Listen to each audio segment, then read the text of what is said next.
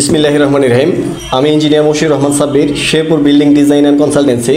তো মূলত আমি আজকে আপনাদের যে বিষয়টা জানাবো, যারা মোটামুটি বাড়ি করেছেন অনেক আগে, ধরেন 30 বছর, 40 বছর বা 20 বছর, 10 বছর আগে যারা বাড়ি করেছেন, তাদের বাড়িটা করার পরে বেশ কিছুদিন এটা পড়েছিল, এবং যারা নতুন করতেছেন তাদের জন্য মূলত বিল্ডিং করার পরে অনেক সময় দেখা যায় যে আমার এক জায়গায় স্ল্যাব করার পরে এখানে খোয়া খোয়া হয়ে গেছে, অথবা আমাদের যে কলাম আছে বা বেজ আছে এগুলোর মধ্যে বেশ ফুকান বের হয় বা সেগ্রিগেশন হওয়ার কারণে নষ্ট হয়ে গেছে। এরকম এখন কনফিউশনে পড়ে গেছি যে আসলে এটা দিয়ে বিল্ডিং করা যাবে না, ভেঙে ফেলতে হবে, এইরকম একটা কন্ডিশন সৃষ্টি হয়ে যায়। তো মূলত এটা নিয়ে আমি আজকে কথা বলবো যে আপনাদের বিল্ডিংয়ে কি সমস্যা হয়েছে, এটা ভবিষ্যতে এটার উপরে 2 তলা বা 3 তলা বা 4 তলা বা 6 তলা 10 তলা করা যাবে কিনা।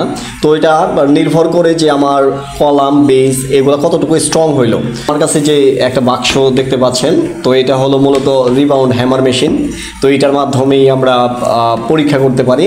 এটা দিয়ে মোটামুটি একটা ইয়ের মধ্যে চলে আসি যে আসলে আপনার কলাম বিম এগুলা কতটুকু লোড নিতে পারবে, এটা আসলে স্ট্রং হয়েছে কিনা বা ভেঙে যাবে কিনা, ভেঙে ফেলতে হবে কিনা। তো এটা দিয়ে আমরা পরীক্ষা করতে পারি। তো আমি আপনাকে রিবাউন্ড হ্যামার মেশিনটা আপনাদের একটু দেখানোর চেষ্টা করতেছি। পরবর্তীতে আমি আপনাদের এইটা করে রিপোর্ট কীভাবে তৈরি করতে হয় এবং এটা কিভাবে তৈরি হলো এটা আমি আপনাদের দেখানোর চেষ্টা করব। তো মূলত এই যে এখানে দেখতে পাচ্ছেন আমাদের রিবাউন্ড হ্যামার মেশিন, তার মধ্যেই আমি আপনাদের একটু দেখানোর চেষ্টা করতেছি। সেটা হলো এই যে এখানে দেখতে পাচ্ছেন, এটা হলো আমাদের একটা পাথর দেওয়া হয়েছে। এই পাথরটার মাধ্যমে আমরা যে জায়গাটাতে এটাতে পাঞ্চ করবো, পাঞ্চ করে শক্তি পরীক্ষা করব, সেই জায়গায় এটাতে একটু ঘষে আমরা পরিষ্কার করে নিই। যদি শ্যাওলা পড়ে থাকে বা ময়লা থাকে সেক্ষেত্রে এটা দিয়ে আমরা পরিষ্কার করে নিই। তারপর আমি যে মেশিনটা আপনাদের এখন দেখাচ্ছি, এটা হলো মূলত এটার নাম হলো রিবাউন্ড হ্যামার মেশিন। তো এটা দিয়ে আমরা স্ট্রেংথ কতটুকু শক্তি আছে, বিল্ডিংয়ে কতটুকু লোড নিতে পারবে বা এটা ঠিক আছে কিনা, বিল্ডিংয়ের কলাম বিম ইত্যাদি স্ল্যাব এগুলো ঠিক আছে কিনা, তো এটার মাধ্যমে আমরা পরীক্ষা করে থাকি। তো এটা আসলে মূলত কীভাবে পরীক্ষা করি সেই প্রক্রিয়াটা আমি আপনাদের দেখাবো। এর আগের ভিডিওতে আমি আপনাদের অবশ্যই দেখাইছি এটা দিয়ে কীভাবে তৈরি করা হয়, আগের ভিডিওটা দেখে নেবেন। আর যদি সেটাতে না হয় আমি পরবর্তীতে আবার আপনাকে দেখানোর চেষ্টা করব।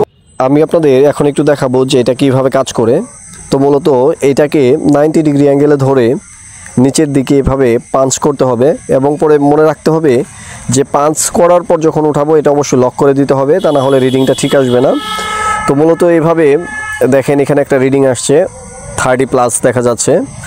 তো 30+ হলে একটা জিনিস মনে রাখবেন যে এটা নিউটন পার মিলিমিটারে দেওয়া আছে। এটাকে পরবর্তীতে আমরা PSI এ ক্যালকুলেশন করে নিব।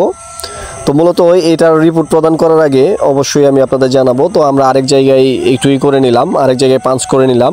দেখেন এটাতে রিডিং আসছিল, ওটাতে ছিল 30+, এখানে 30- চলে আসছে। তার মানে সব জায়গায় একই রকম রিডিং আসবে না।